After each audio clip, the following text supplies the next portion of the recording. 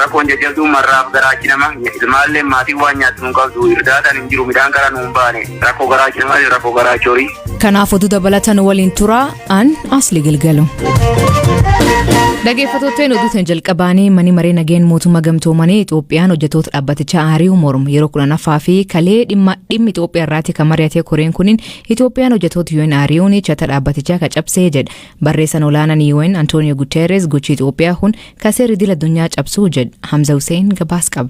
Manni maree nageenyaa dhaabbata biyyoota gamtoomanii dhimma naannoo Tigraay ilaalchisee ajandaa nagaaf tasgabbii Afrikaa keessaa jedhu jalatti kora banaa roobii taa'een Itoophiyaan hojjettoota UN biyya isheetii ari'uu mormeera. Barreessaa olaanaan UN Antonio Guterres kora irratti ibsa kennaniin Itoophiyaan hojjettoota UN biyya isheetii ari'uu hin dandeessu. Kana gochuu isheetiin ammoo seera idil addunyaa cabsiteetti jedhan.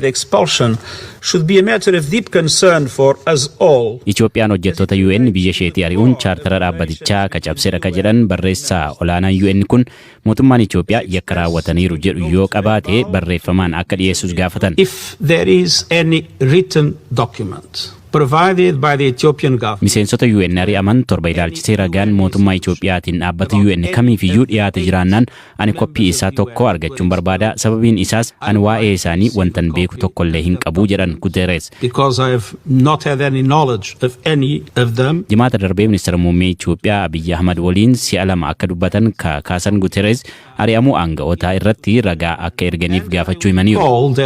Twice I told the Prime Minister. Garuu hanga ammaatti gaaffii ragaa dhiyeessuu gaafadheef deebii hin arganne jedhu qondaalli kun. Walitti bu'iinsi dhalate kun akka dhaabbatu gargaarsi namoomaa namoota gargaarsa barbaadan hunda bira akka ga'uuf Itoophiyaa keessatti karaa mariitiin rakkoon akka furamu waan hunda ni goona jedhan Antonio Guterres. Namoonni osoo rasaasan du'anii yookiin beelaan du'anii ilaaluu hin qabnu jechuunis dubbatan.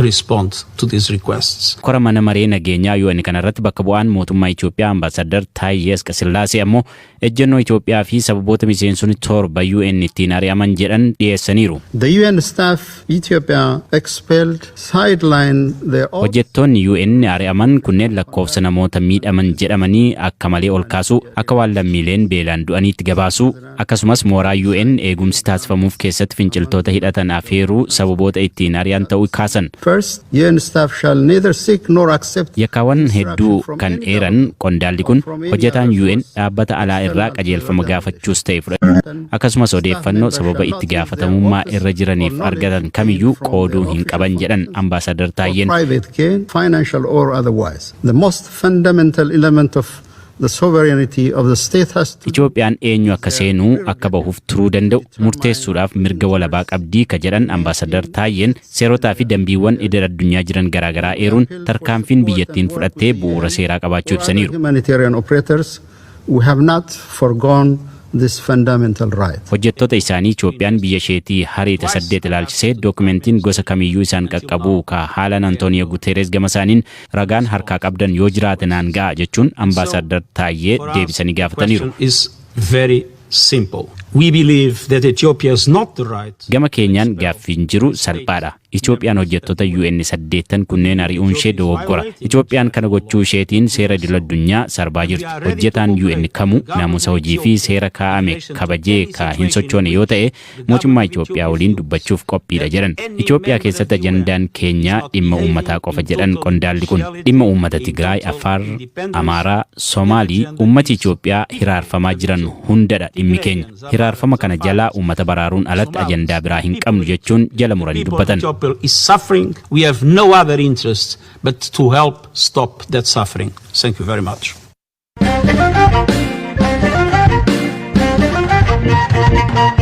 Godin Shawalixaa aanaa Ijarii kan hojjechaa turte haati seeraa Waynashet Abbabee bakka jiraattu magaala holataa keessa erga dhabamtee torbe tokkoon booda reefisii argamu maatiin BBC'tti himan. Obboleessisii Dr. Makonnen Abbabaa Waynashet reefisii lagandaar magaala holata argam keessa akka argamee fi akka arrawwaalamte nutti hima. Hamza Hussein dubbis. Nuyi Finfinnee jirra. Gaafa masqalaan bira oolte gaafa lammaffoo barumsaa jechuudha gara mana ofiitti deebite. Gaafas galgala sa'a 3tti nu dubbifne nagaan geechee mana kee jenneen gaafa roobii guyyaa 3 jechuudha hin dhabamte.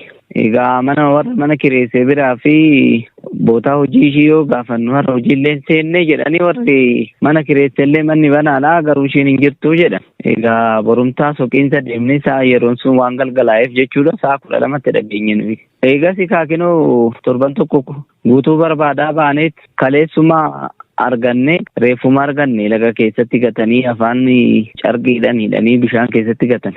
Hoolataa matti argamte? Hoolotaadhaa olee baadiyyaatti gara wal maraa jedhan. Maatii qabdii?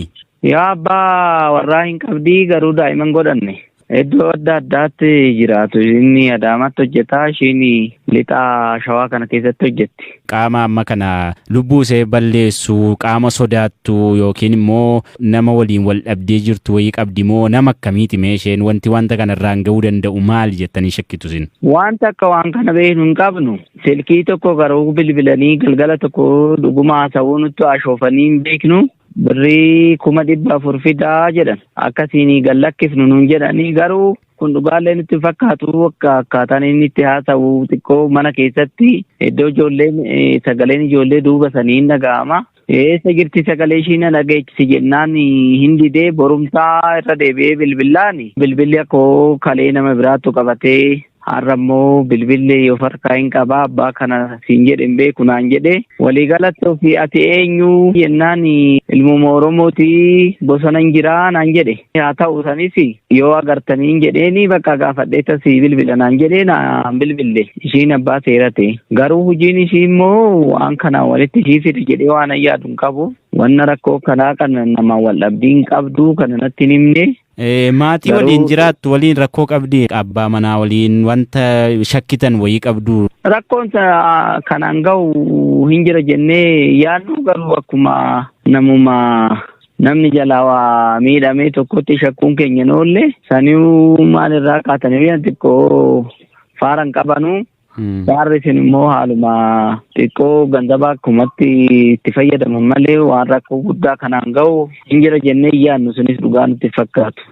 Reeffa ishee jalqaba kan arge eenyu? Isin immoo qaamni arge akkamittiin arguun danda'ame? Qaamuma seeratu argee nuu kenne halkan kalee bariitti sa'a 5tti galgala nuu bilbilaniiti. Kalee ganama deemnee ilaallan tureera egaa nafti bobbokokeera sirriitti wannoon jedhu kana caalaa waan turuu hin dandeenyeef nullee garuma sirna awwaalaa kanatti jarjarre ganaa duubatti deebinee gaafanna haala isaanitti argatanis maal akka ta'es waan beeknu hin qabnu. Sababa ittiin duute fa'aa qaama ishee irratti wanti madaan argame wanti akkas wanti beektan jira? Afaanii fi mormi carqiidhaan hudhameera. Hudhama qabdi hudhamteetti egas immoo bishaanitti gatanii bishaanitti argamte. Ajjaja asirratti odeeffannoo qaama nageenya irra barbaannee gara waajjira nageenya magaalaa Hoolatti bilbiluu sarkachuu hin dandeenye.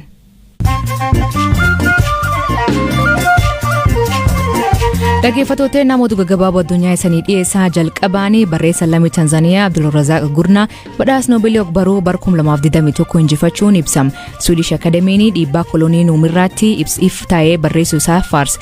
Badhaasni Akademii Swidishiin kennamu kunin $1,140,000. Socho'ii lafaa Paakistaan mudateen yoo xiqqaate namoonni 20 lubbuu dhabuu himan. Sababa manneen namoota irraa jigee fi hangaa'onni lakkoofsi kuniin dabalamuu danda'a jedhan. Namooti dukeessa harki caalan haadholiif ijoollee ta'uu himan. Walta'iinsi humna biyyoota Awurooppaa fi Ameerikaa neetoon dippiloomatii Raashiyaa 8 of keessa baafte. Neetoonni namoonni kunneen dhossaanii akka basaastota hojjechaa turan jechuun aarii. Raashiyaan gammisiitiin biyyoonni lixaa akka sheexanaatti nu ilaalaa jechuun himatti.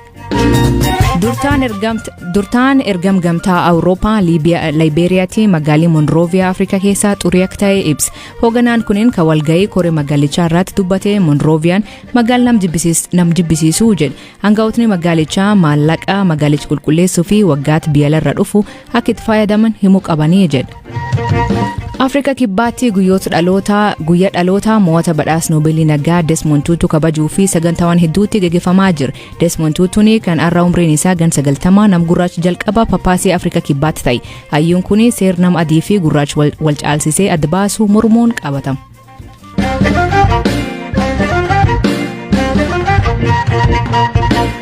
Godin Booranaatti bon dheerateen horsiise bultoonni loon 3,000 ol dhabuu himan. Jijjiiramni qilleensaa waqtii roobii eegamu booressuun namoonni haala sodaachisaa keessa jiru himan. Haalli amma jiru kun torbee muraasa feet fuufee horiin isaanii hundee ubbaawaa akka danda'u yaaddoo qaban. Jiraatan godin Booranaa Aana Dobluq Abturee Liiban rakkoon hongee barkanaa jajjabduu jedhu. Ongee miidhaan jajjabdu looni haabba tokko jallaa loon gara 13 du'e jira. Haabba dhibillee loon 2 loon 15 du'e. Gaarilleen gar 8 orgooleen garte lammachi. Dhibee wal qabatee bakka gar 8 amma yoo ammaan sana naada wal tana rakkoo jabee wara dhibee aanaa dubulukeetti dhufee garte dharriidoo aanaa yaabalo harree fereeshii bakka cidii bitadee ture harree fereeshii halee deemee agamma maatii jaamba hungenne wal qixxeellee hingenne ammaan kun dharriidoo fa'uu jirmiidhaan bo'ongee. Bishaan fuutanii deebitu?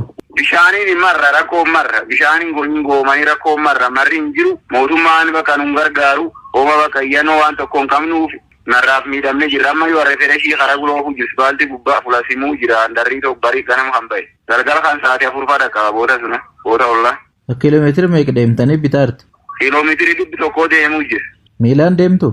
Miilaan deeme harree hooraa harree oofuu jira ammaan tanayyuu harree dhaabee siinaa ta'uu jira.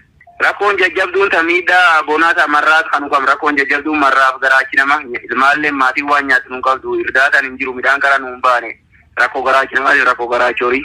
Amma haalli kun yoo itti fufe beelladi keessanirra miidhaan qabu akkamii ibsitu sin? Tokkollee nutti hin baanii waan jedhan agarsiisu fuuldura yoo waaqii boriif taane roobiin torbee har'aarratti gumaa ta'ani gumaata mara kanan geennu yoo waaqii roobiin wanni nu qabnu tokkolleen.